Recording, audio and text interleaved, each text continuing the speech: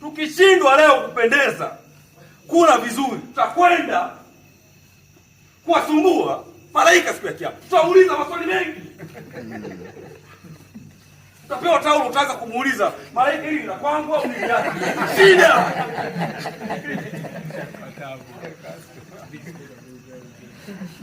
Kabisa kitanda, utaambiwa hichi kitanda mke wangu tutaenea. Shida. Kile kitanda unakiona ni kidogo, lakini kuna sehemu tu kibonyeza switch kinajitanua, mnaweza mkalala hata mauleni 70. Mkalala nao pale. Kuna shida. To experience haya mambo. Pia tu siku moja unapanda ndege, unaanza kumuuliza aliyeko pembeni yako, unaweza kufutusha kio kidogo. Shida. Haya mambo.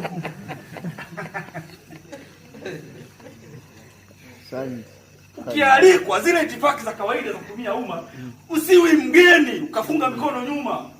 Na simu yako ya Tecno, nenda na simu yako macho matatu, macho mawili, si Samsung nini. Hata kama unapigiwa simu, huone aibu kupokea mbele za wako. All hiya lilladhina amanu, kwa ajili ya waumini. Sisi hatujaandikiwa kuwa maskini. Huu maskini ni matokeo ya dhuluma za kutofikiri aidha kwa wazazi wetu huko mwanzo au sisi wenyewe tumeamua kubweteka katika hili jambo. Tujikomboe katika haya mambo. Umaskini si sifa. Narudia tena. Umaskini si sifa. Kuvaa saa ya kukonyeza yenye mkanda wa plastiki eti wewe ni imamu unatunga muda si sifa. Kutembea na tasbihi ambayo imeungwa uzi, mkeo kakuhurumia, uzi wa kushonea shuka la Kigoma ndio kaunganisha kwa tasbihi si sifa.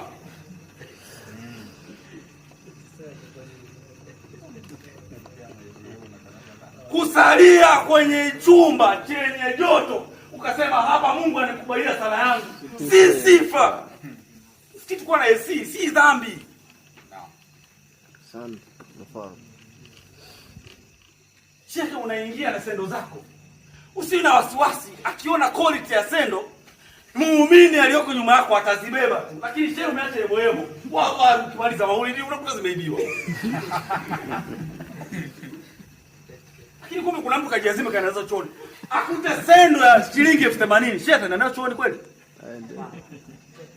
Shehe, unanielewa vizuri? Lakini tusiaishi haya maisha si sifa.